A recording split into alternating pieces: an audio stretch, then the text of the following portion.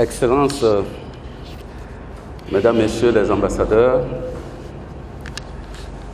chers collègues de l'Union africaine et de la CEDEAO, Mesdames, Messieurs les invités, tout d'abord, je voudrais vous remercier d'avoir répondu aussi massivement à notre appel pour partager ensemble la connaissance sur l'architecture de paix et de sécurité de la CEDEAO. Il est clair que l'expérience malienne, depuis l'existence de la CEDEAO, a été celle qui a permis d'appliquer de manière intégrale et systématique l'architecture de paix et de sécurité de la CEDEAO. C'est pour cela que c'est cette expérience qui nous permet non seulement de parler théoriquement de cette architecture, mais aussi de dire comment elle a fonctionné, quelles ont été les limites, quelles ont été les forces. Donc, je voudrais très rapidement partager avec vous, en 5 points, un rappel de la création et des objectifs du mécanisme de sécurité et de paix de la CEDEAO. Ensuite, la structure de gouvernance du mécanisme. Et surtout, le 3e point, vous déroulez le processus de mise en œuvre du mécanisme tel qu'il a été appliqué au cas du Mali. Ce qui nous amènera à aborder le bilan, c'est-à-dire les résultats concrets, tangibles, observables, qu'on peut mettre au compte de l'intervention de la CEDEAO, soutenue fortement par l'Union africaine, la communauté internationale, et ensuite, surtout, qu'est-ce que nous avons retenu comme leçon? C'est cela qui me paraît extrêmement important. Alors d'abord, en termes de création, je dirais d'abord que l'architecture de sécurité et de paix dans l'espace CEDEAO repose sur ce que nous appelons le mécanisme de prévention, de gestion, de règlement des conflits, de maintien de la paix et de la sécurité, lequel mécanisme repose sur le protocole qui a été adopté le 10 décembre 1999 à Lomé. Il a pour objectif, entre autres, d'assurer la prévention, la gestion et le règlement des conflits internes, ainsi que des conflits inter-États. La mise en œuvre des dispositions pertinentes à la non-agression, à l'assistance mutuelle en matière de défense, à la libre circulation des personnes, aux droits de résidence et d'établissement, au renforcement de la coopération dans les domaines de prévention des conflits, de l'alerte précoce, des opérations de maintien de la paix, de lutte contre la criminalité transfrontalière, le terrorisme international, la prolifération des armes légères et les mines antipersonnelles. Et ensuite, la formulation et la mise en œuvre de politiques de lutte contre la corruption, le blanchissement d'argent et la circulation illégale des armes légères.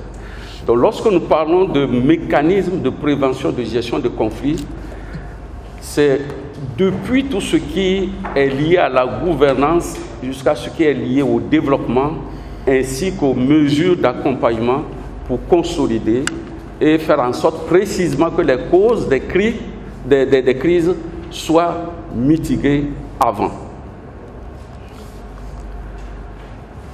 Toujours dans la création, nous allons aborder maintenant le cheminement, comment nous avons fait pour en arriver à ce mécanisme.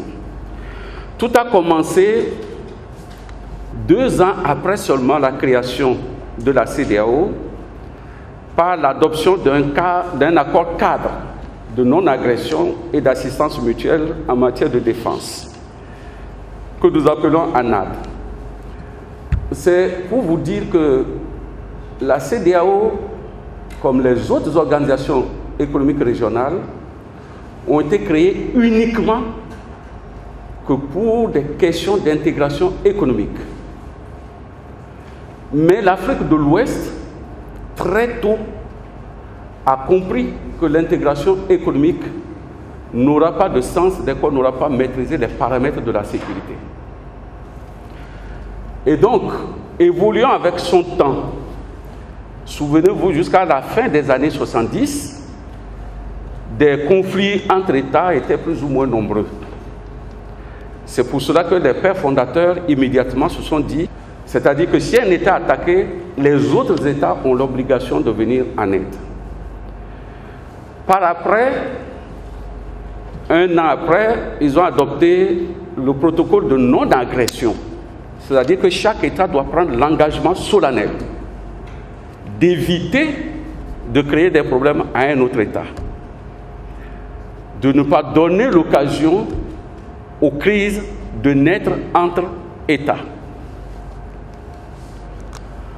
Ensuite, l'adoption du protocole d'assistance mutuelle en matière de défense. Puisque dès le départ, on avait pensé tout simplement à une forme d'assistance mutuelle, cette assistance mutuelle a été consacrée dans un protocole qui a été adopté en 1981.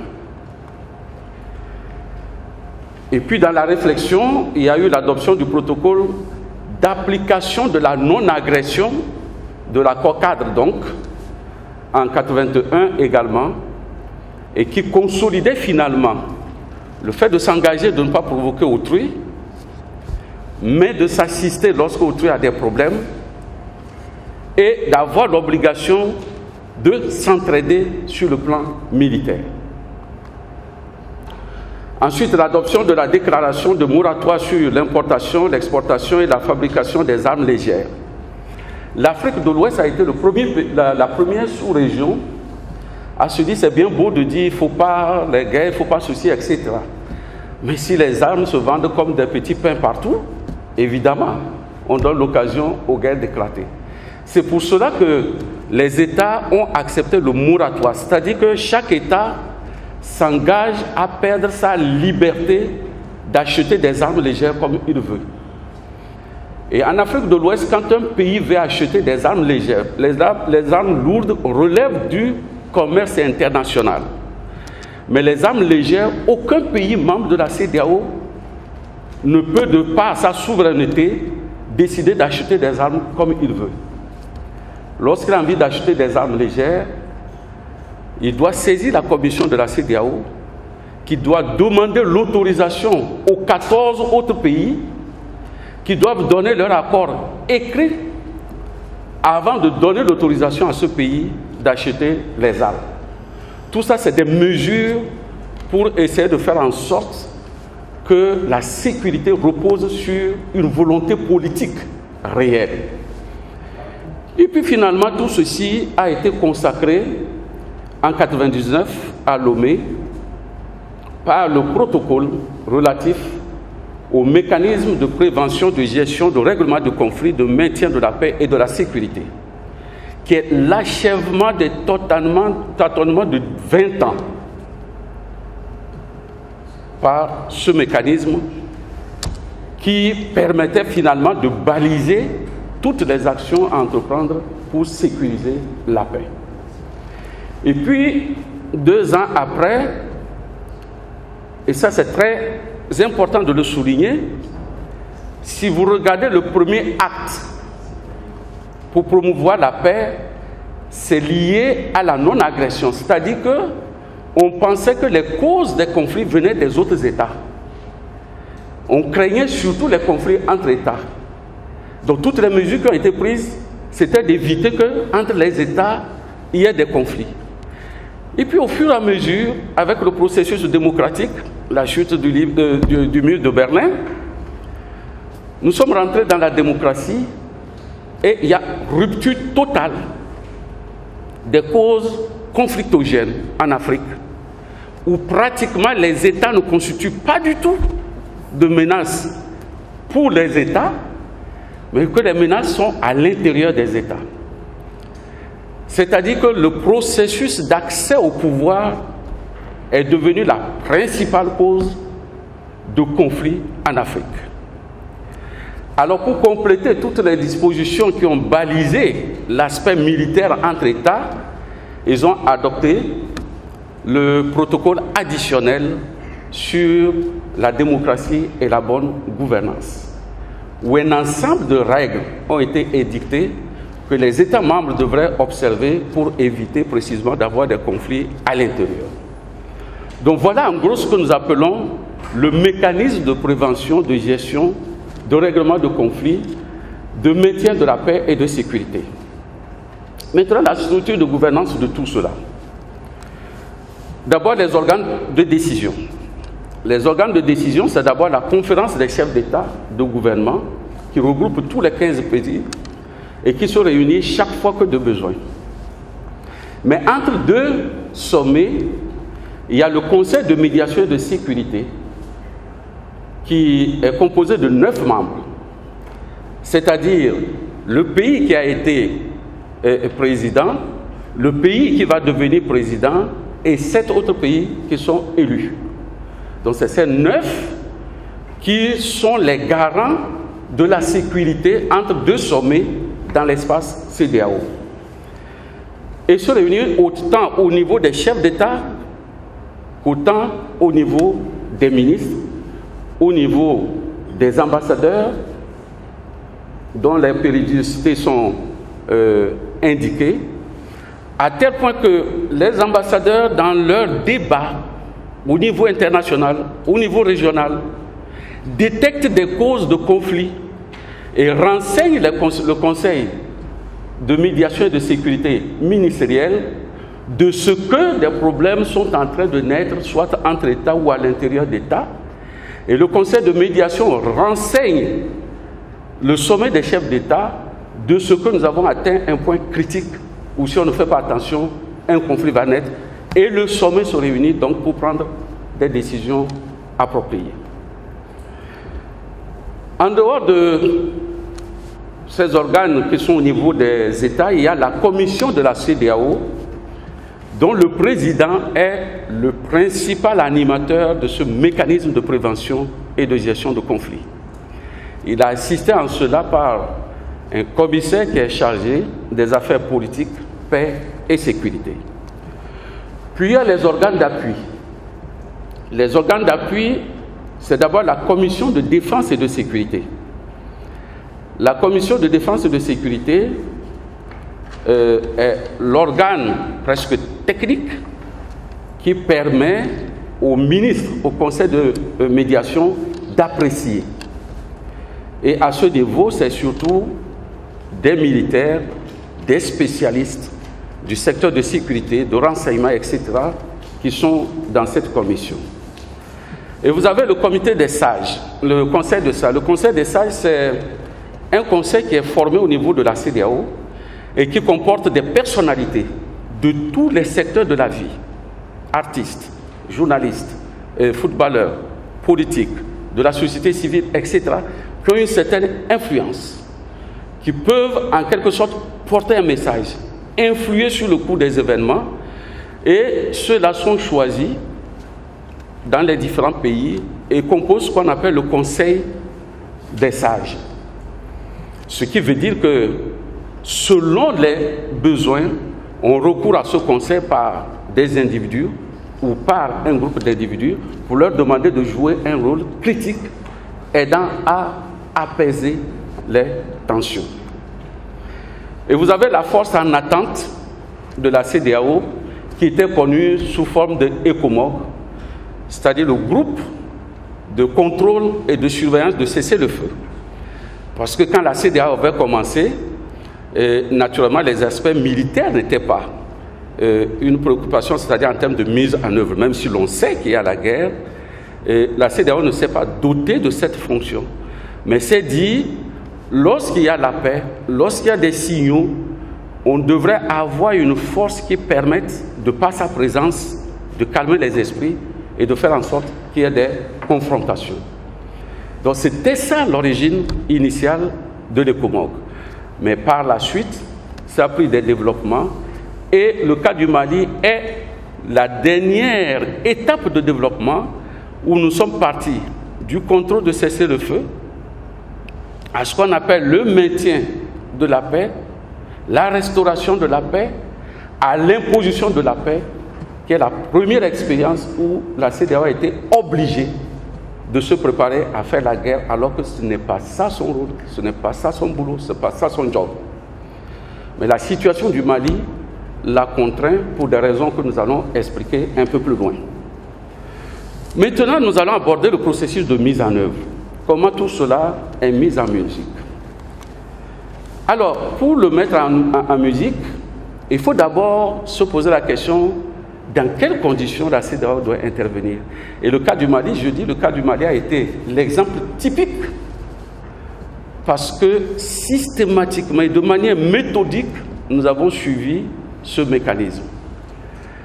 D'abord, le débat même a été, est-ce que la CEDEAO avait le droit d'intervenir au Bénin? Je dis au Bénin, au Mali. Et ça a été une thèse qui a divisé aussi bien les Maliens que même les autres jusqu'à ce jour. On dénie le droit à la CEDEAO d'intervenir.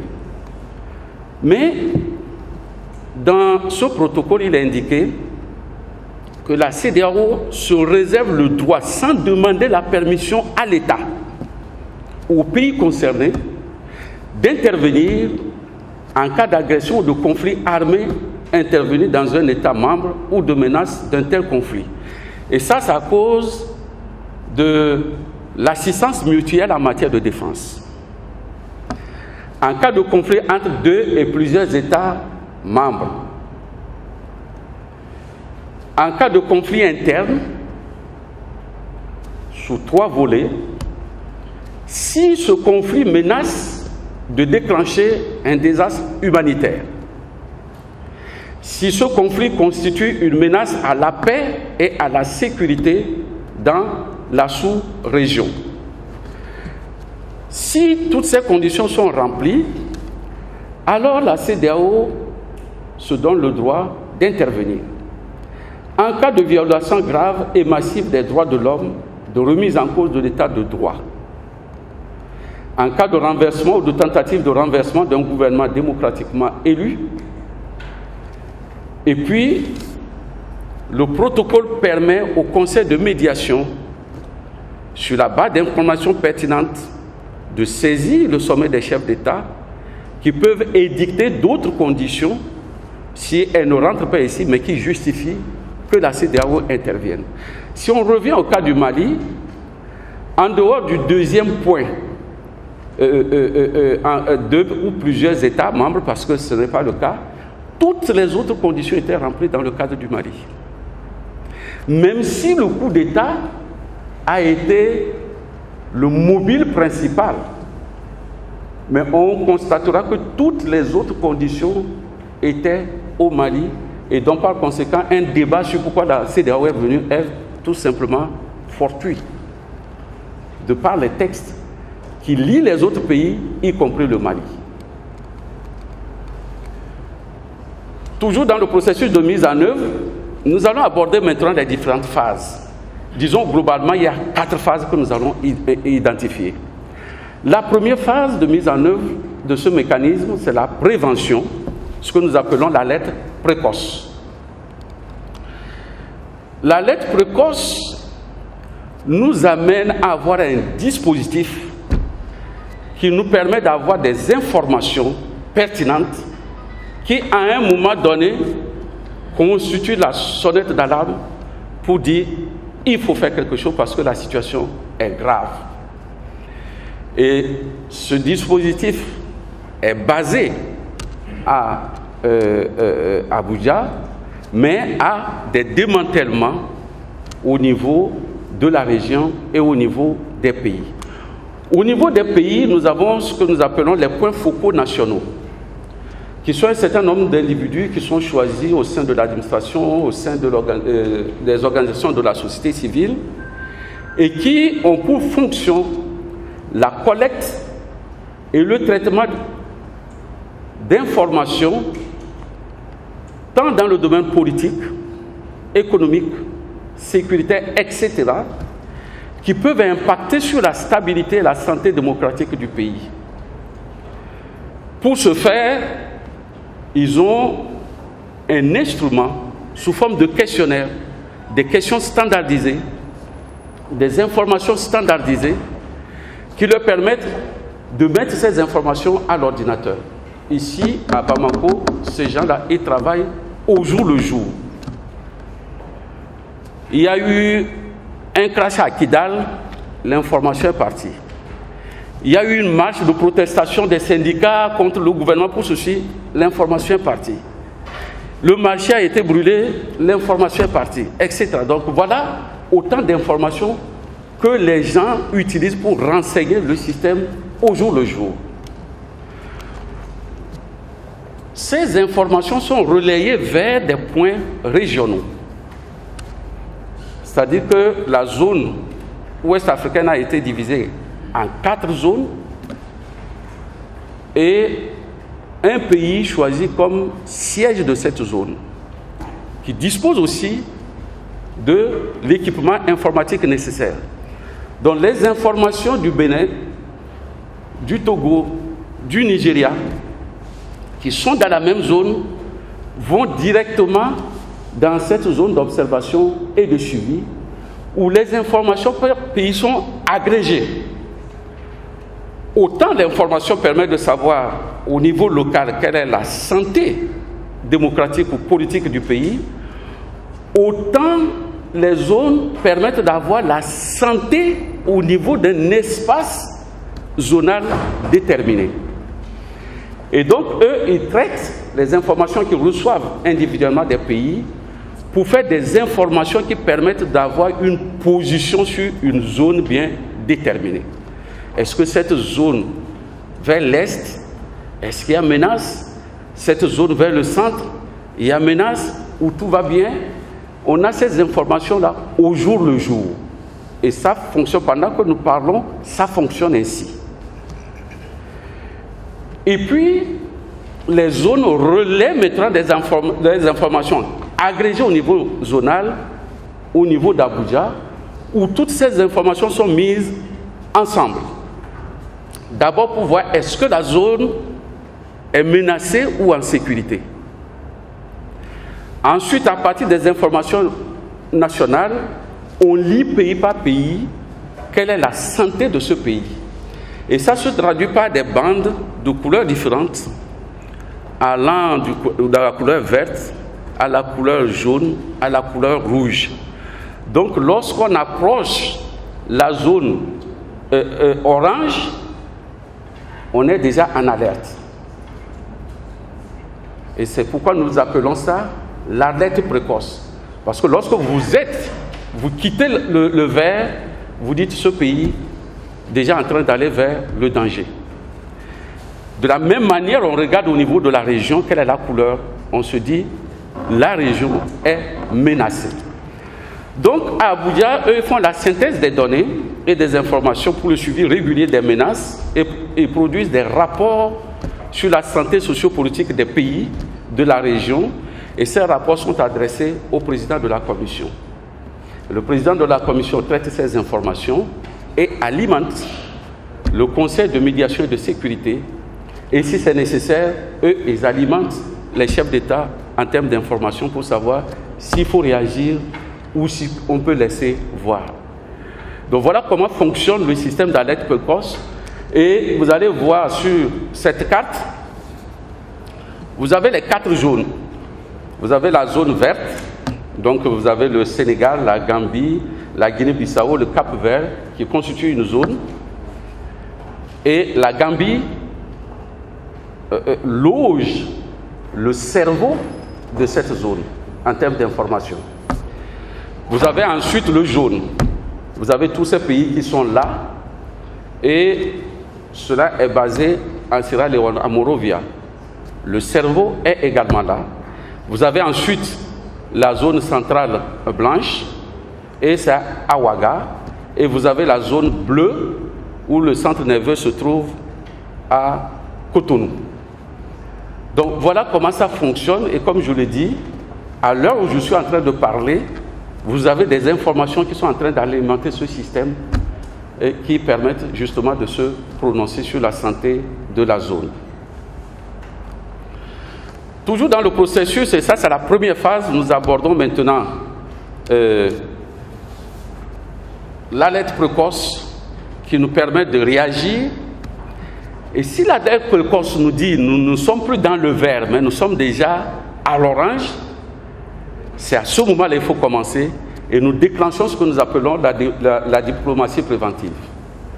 La diplomatie préventive, c'est tout ce qu'on peut faire pour éviter que les signaux rouges ou orange deviennent rouges ou que les causes de conflit prennent de l'importance. Ça peut être des ministres qu'on envoie, ça peut être des chefs d'État qu'on envoie, ça peut être des comités de sages qu'on envoie, ça peut être aussi une mission, même du président de la commission, pour aller dans le pays dire « nous sommes déjà presque à la limite de la santé normale ». Mais nous avons aussi les missions de bons offices. Les missions de bons offices, c'est toute personnalité, même hors CEDEAO, qui peut intervenir pour faire comprendre raison aux autorités nationales qu'il y a lieu de faire quelque chose. Tout ceci fait partie de la phase 1 de prévention. Alors on me posera la question, qu'est-ce qu'on a fait dans le cas du Mali? Pour gérer le temps, je ne vais pas rentrer dans les détails, mais je vous dirai que pour le cas du Mali, déjà en décembre, même en novembre 2011, une première mission était venue ici pour dire que ça sent mauvais. Après l'attaque d'Aguelok, une mission est venue ici en février, une mission militaire pour évaluer la capacité de l'armée malienne à réagir par rapport à ce qui s'est passé à Aguelok. Les constats ont été très alarmants. Ensuite, en mars, lorsqu'on était à quelques jours des élections, tout le tableau malien était rouge au niveau d'Abuja. Le président en exercice, Alassane Ouattara, a demandé au président de conduire une mission multidisciplinaire ici, composée de militaires, de diplomates, d'humanitaires, de politiques, pour dire aux autorités nationales, ça va péter, il faut prendre des dispositions. Hélas, malgré tout ce qu'on a fait, ça a pété quand la mission était sur place ici. Et nous avons des collègues qui sont dans cette salle, qui étaient dans cette mission, et qui ont été pratiquement sauvés par miracle. Parce que certains moments ont eu des mitraillettes pointées sur le front. Et donc, ils ont vécu ça en direct. Donc, c'est ça, si vous voulez, l'alerte précoce. Et lorsque nous allons discuter, parce que souvent on nous pose, oui, mais qu'est-ce que la CEDEAO a fait? Pourquoi la CEDEAO a attendu que?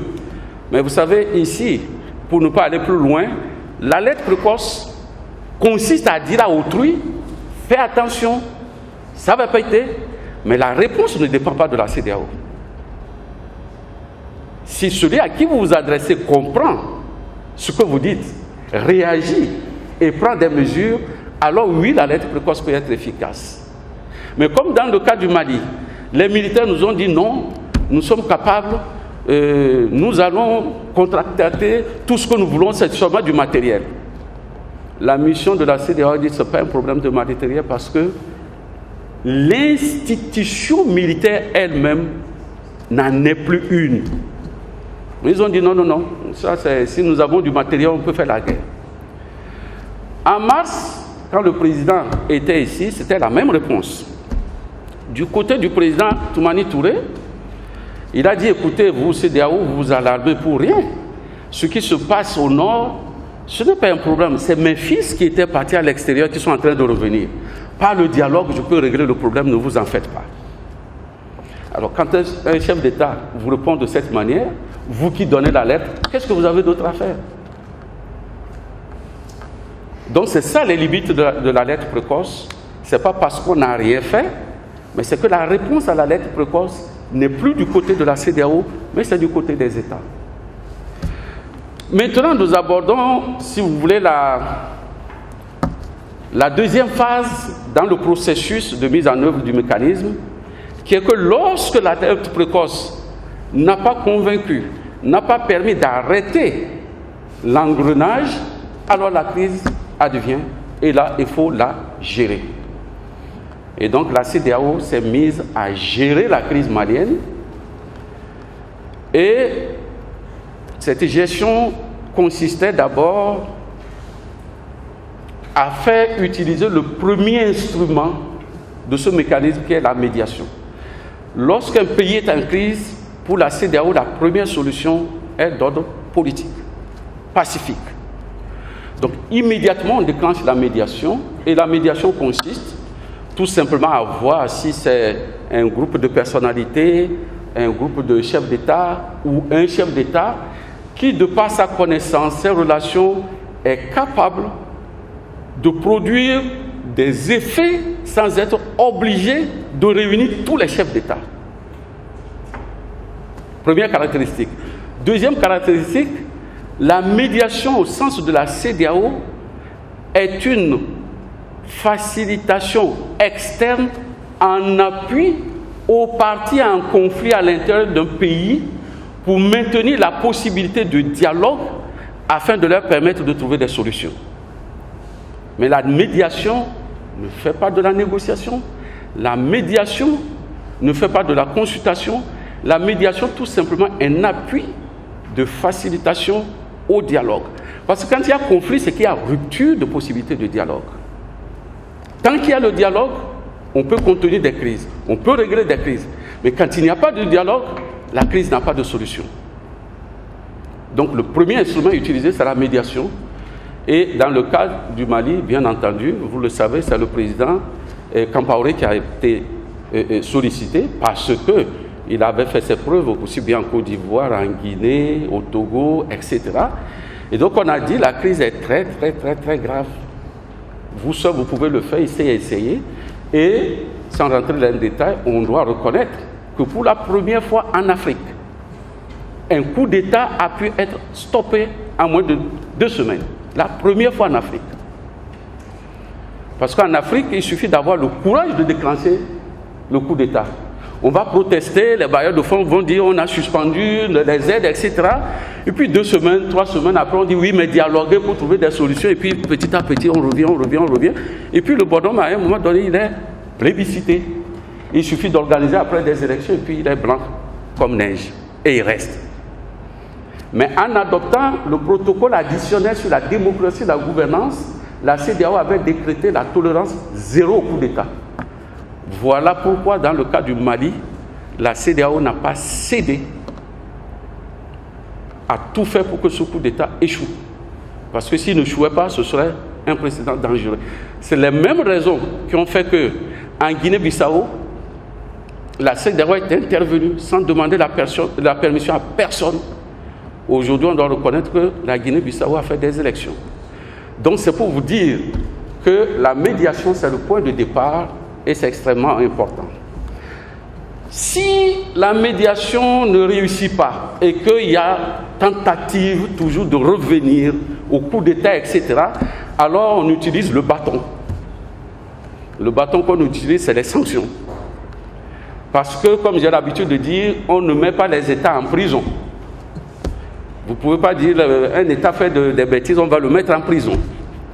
Alors vous devrez lui imposer un certain nombre de mesures draconiennes. Et selon l'intensité, on corse pour que finalement les gens réalisent qu'ils ne peuvent pas aller au bout de leur logique. Il faut faire marche arrière. Et je crois que le cas du Mali, pour le prendre, les sanctions qui ont fait que la CEDEAO a été raillée au Mali, n'ont pas été des sanctions d'ordre automatique, mais ont été des sanctions de punition de la délinquance politique. Souvenez-vous, quand il y a eu le coup d'État, le groupe de contact de 6 chefs d'État ont pris l'avion pour dire le problème à Bamako, c'est à Bamako il faut venir régler le problème. Et 6 chefs d'État qui arrivent, qui amorcent la descente, on lance des bandeaux sur la piste avec des cailloux sachant que quand un avion amorce la descente, c'est la phase la plus dangereuse. Parce qu'on met en péril la vie de ces chefs d'État. Alors lorsque les chefs d'État n'ont pas pu atterrir, ils sont retournés à Abidjan, ont tenu un sommet et ont décidé de sanctionner cette forme de délinquance politique, parce que c'est de la délinquance politique. Qu'on s'en prenne à des gens, ça peut se comprendre, mais s'en prendre à des chefs d'État qui ne viennent que pour aider à trouver des solutions, ça c'est de la pure délinquance. Donc les sanctions de la CEDEAO, c'était ça. C'est juste pour décourager toute velléité de revenir en arrière. Mais les événements ont donné raison aux chefs d'État. Parce que quelques semaines après, c'est bien le président de la République qui a été correctement bastonné.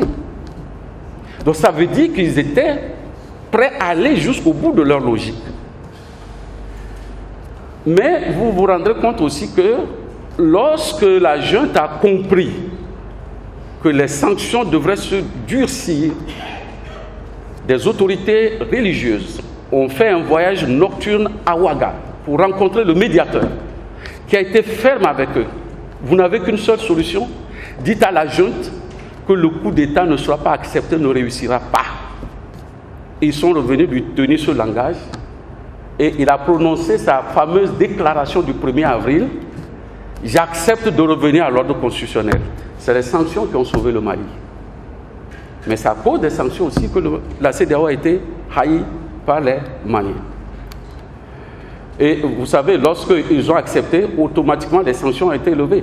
C'est aussi les sanctions les plus dures, certainement en Afrique, mais les plus courtes. Ça a duré 6 jours. C'est pour dire qu'il n'y avait pas un besoin ou une intention d'imposer des sanctions, mais c'était de punir pour montrer qu'on ne badine pas avec la tolérance zéro au coup d'État.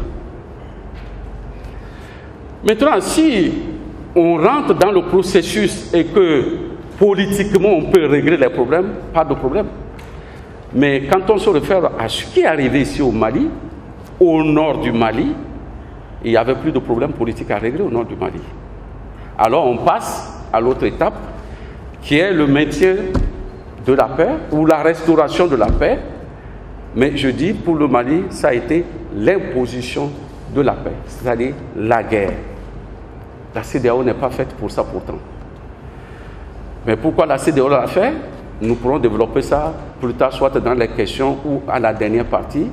Mais je précise que la CEDEAO s'est engagée à faire la guerre parce que ceux qui avaient les moyens, les possibilités de la guerre n'ont jamais voulu faire la guerre. Et si la CEDEAO n'avait pas été tenace, têtue, personne ne serait venu ici faire la guerre.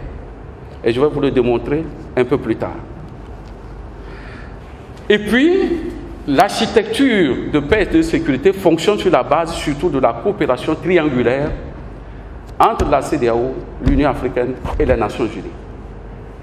Parce que selon le niveau de maintien, de restauration ou d'imposition de la paix, il faut aller au Conseil de sécurité et la CEDEAO doit passer par le Conseil de paix et de sécurité de l'Union africaine qui transmet au Conseil de sécurité des Nations unies. Et puis ensuite, la crise est gérée stratégiquement par tous les organes de la CEDEAO. Et c'est pour ça que je dis que le cas du Mali a été l'école typique où tout a été.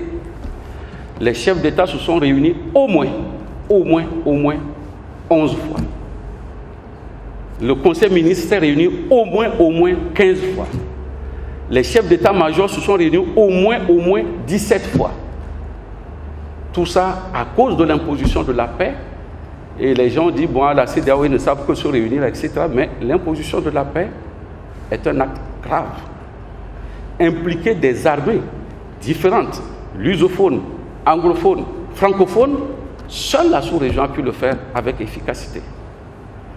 Bâtir une doctrine commune à toutes ces armées, pour s'entendre, c'est extrêmement difficile. Mais aussi, lorsque vous voulez faire la guerre ou toute mission, il y a un mandat. Seuls les chefs d'État donnent le mandat.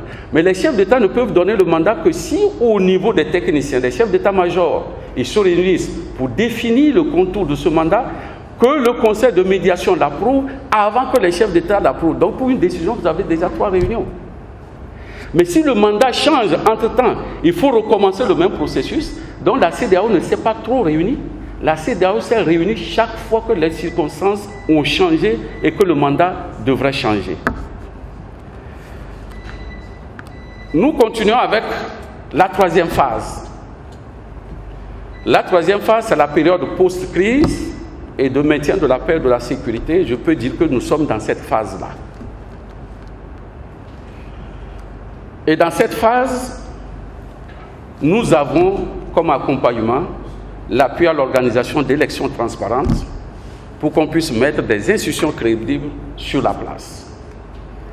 Ensuite, nous avons la mise en œuvre de politiques de programmes de reconstruction nationale. Je pense que Bruxelles est un cas. Les programmes de développement prioritaire au Nord, c'est des exemples. Ensuite, vous avez la mise en œuvre de politiques de réconciliation nationale. Nous sommes dans ce processus qui peut-être peine, mais nous y sommes. Donc ça fait partie du mécanisme. Ensuite, nous avons la mise en œuvre de programmes de désarmement, de démobilisation et de réinsertion socio-économique. Logiquement, nous devrons être aussi à ce niveau-là déjà avancé.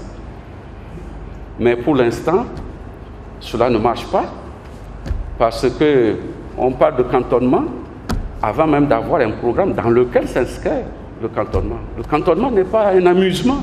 On prend des soldats et puis on cantonne et puis après, qu'est-ce que vous en faites? Il faut d'abord bâtir un programme, une politique globale pour qu'on sache les objectifs, combien vont être concernés, pour quel objectif, à quel endroit, les opportunités, le financement. C'est lorsqu'on a accompli ça qu'on peut mettre un soldat en cantonnement. Donc ici, nous nageons à contre-courant. On veut faire du cantonnement alors qu'il n'y a rien qui justifie le cantonnement. Naturellement, on doit être en souffrance. Et si nous sommes en souffrance, il ne faut pas être étonné. Ensuite, la restauration de l'autorité de l'État de droit, et c'est ce que nous aidons à faire en ce moment. Le cas de Kidal est là. Souvent, il suffit de négocier un bâtiment, un simple bâtiment, pour que l'État pense qu'il est là. Mais c'est déjà dur. Mais après, il faut des services sociaux sur le terrain. C'est compliqué. Parce que les services sociaux ne vont que si les forces de défense et de sécurité peuvent garantir leur liberté. Leur retour est difficile. Donc, c'est autant de processus que nous sommes en train de gérer en ce moment. Et puis, nous sommes à la quatrième phase qui n'est pas si coupée de la phase 4, qui est donc la consolidation de la sécurité régionale. C'est-à-dire qu'à ce moment-là, on est bien obligé de dire que la sécurité d'un État ne relève pas tout simplement de cet État, mais c'est la région qu'il faut regarder. Et c'est pour ça qu'actuellement, nous devrons normalement, avec l'État, développer des politiques de lutte contre la criminalité transfrontalière. Je crois que la CEDEAO, cet atelier est en train d'élaborer une stratégie là-dessus. Ensuite, il y a la lutte contre la prolifération et la circulation des armes légères. La CEDEAO est impliquée. Je crois que monsieur le représentant résident venait de le dire. Vous avez du côté du fleuve Mano un programme qui fonctionne. Vous avez du côté du Sahel un programme aussi qui va être mis en place bientôt, qui va concerner une partie du Mali et le Niger. Mais la CEDEAO avait déjà géré pendant au moins 8 ans un programme dans la sous-région, un programme géré par le PNUD, mais qui a été clôturé à la fin de l'année 2011. Ensuite, la lutte contre la corruption. Et la CEDEAO dispose d'un protocole en la matière que les États devraient appliquer et observer. Ensuite, la lutte contre le blanchiment d'argent. Il y a toute une agence à Dakar qui œuvre, le JIABA, qui œuvre à lutter contre le blanchiment d'argent dans l'espace CEDEAO. Ensuite, la lutte contre le terrorisme et la piraterie maritime. Là aussi, toute une stratégie régionale est en place. Souvenez-vous de la réunion 10.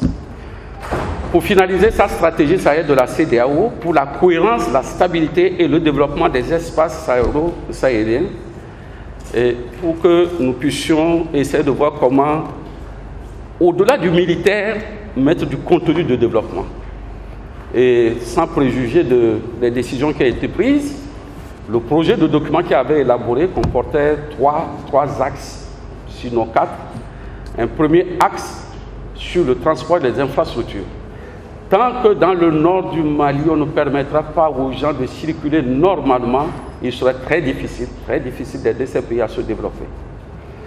Mais en mettant l'accent sur le transport, c'est qu'on s'est rendu compte que l'économie criminelle, pour l'instant, se réjouit du fait qu'il n'y ait pas des axes normaux. Donc ils ont des circuits qu'ils utilisent, qu'ils connaissent, ils sont efficaces là-dessus. Mais s'il y avait des routes bien faites, le problème c'est qu'ils se rendront compte qu'il y a un avantage à emprunter ces routes, mais ça donne la possibilité aussi en ce moment au pouvoir public de pouvoir contrôler le flot des marchandises qui circulent. Voilà pourquoi la CEDEAO a mis l'accent là-dessus. Le deuxième axe, c'est la sécurité alimentaire et la résilience. Donc le Sahel est basé sur l'agro, sur l'élevage, et la CEDEAO pense qu'on doit mettre l'accent là-dessus pour donner la chance aux 80% des populations qui vivent de ces activités, sinon 90%, de pouvoir se bâtir, de quoi vivre dignement. Et puis le troisième axe, c'est sur l'éducation. L'éducation, ce n'est pas aller former les enfants, etc., mais c'est de l'éducation à la gouvernance, à la paix, à la tolérance religieuse, qui vont constituer des programmes en soi. Et nous avons un axe, c'est pour ça que je disais 4, un axe transversal qui est la sécurité. C'est-à-dire, chaque fois qu'on pense au transport, on pense à la résilience, on pense à l'éducation, on doit intégrer la dimension sécuritaire pour que tout ce qu'on va faire comme activité puisse être soutenu par l'aspect sécuritaire. Donc voilà la quatrième et dernière phase de notre mécanisme qui a été appliqué et qui continue d'être appliqué de manière systématique. Mais en se disant, à partir de la phase 3 et de la phase 4, la plupart des actions ne sont pas forcément les actions de la CEDEAO, mais c'est des actions du gouvernement en partenariat avec les partenaires techniques et financiers et bien entendu avec la partition de la CEDEAO lorsque cela est possible. Alors nous passons maintenant au bilan. On doit retenir, qu'on soit d'accord ou pas d'accord, que la CEDEAO ait eu raison de venir, n'a pas eu raison. On doit se rendre compte que dans le cas du Mali, nous avons l'exemple unique en Afrique d'avoir réalisé à faire un retour à l'ordre constitutionnel en un temps record.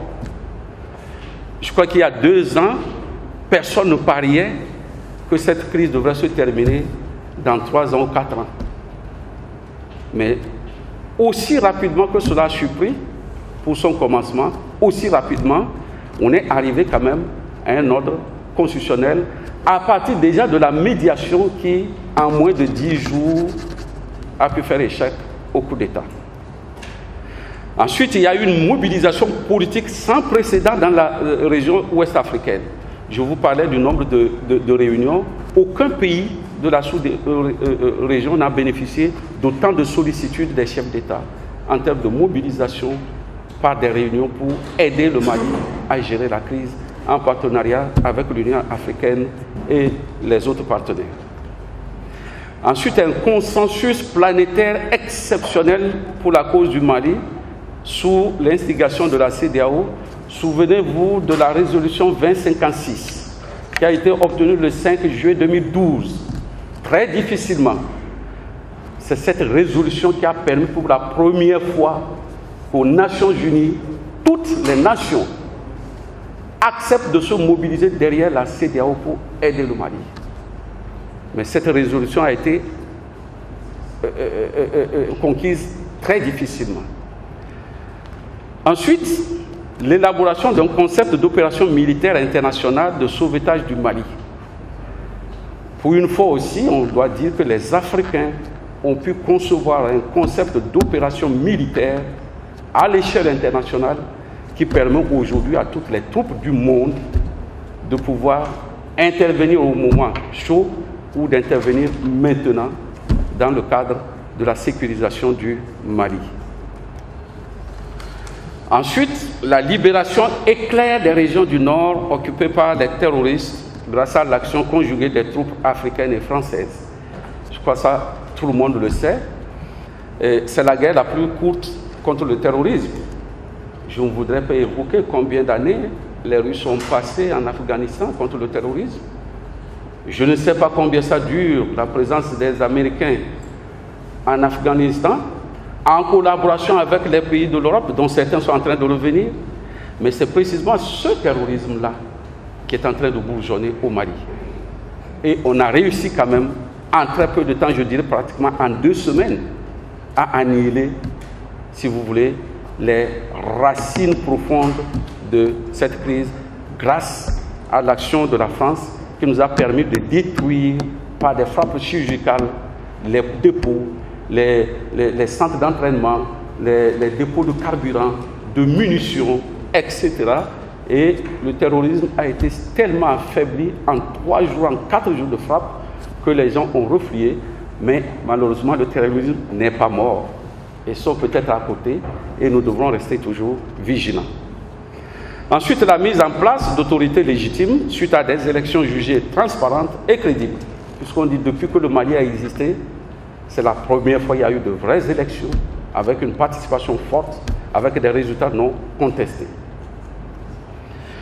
Enfin, on peut dire qu'avec tout cet accompagnement, on a quand même réussi à restaurer, si vous voulez, l'état de droit pour la consolidation de la bonne gouvernance dans un Mali souverain, uni et laïque. Voilà ce que nous pouvons retenir comme bilan de cet accompagnement de l'une des crises les plus complexes, les plus multiformes, les plus difficiles, parce que tout se tient, le militaire, le politique, l'économie criminelle, le terrorisme, le djihadisme. C'est un cas unique. Mais je pense que nous pouvons dire oui, nous avons réussi. Enfin, nous allons aborder la dernière étape, c'est les leçons que nous retenons. De tout ce qu'on peut retenir comme leçon, moi j'en ai retenu 5 que je vous propose. La première leçon que je retiens de ce qui s'est passé ici, c'est que la communauté internationale n'était pas prête du tout à faire la guerre au Mali. La deuxième leçon que j'ai retenue, c'est que la coopération militaire internationale semble sélective et limitée. Voilà. En conséquence de ces 2 constats, qu'est-ce que je retiens comme leçon pour les Africains? C'est que les Africains doivent compter d'abord, encore une fois d'abord, sur eux-mêmes, à travers la solidarité agissante et la mutualisation des moyens. La deuxième leçon, c'est qu'il est absolument nécessaire de revoir les parts de responsabilité entre l'ONU, l'Union africaine et les organisations économiques régionales telles que la CEDEAO en matière de gestion de la paix et de la sécurité. Enfin, la troisième raison pour les Africains et la dernière, c'est qu'il faut que nous commencions par intégrer la coopération militaire étrangère au concept d'opération africain de lutte contre le terrorisme et le crime international organisé. Sur ces derniers mots que je mets fin à mon intervention, je vous remercie.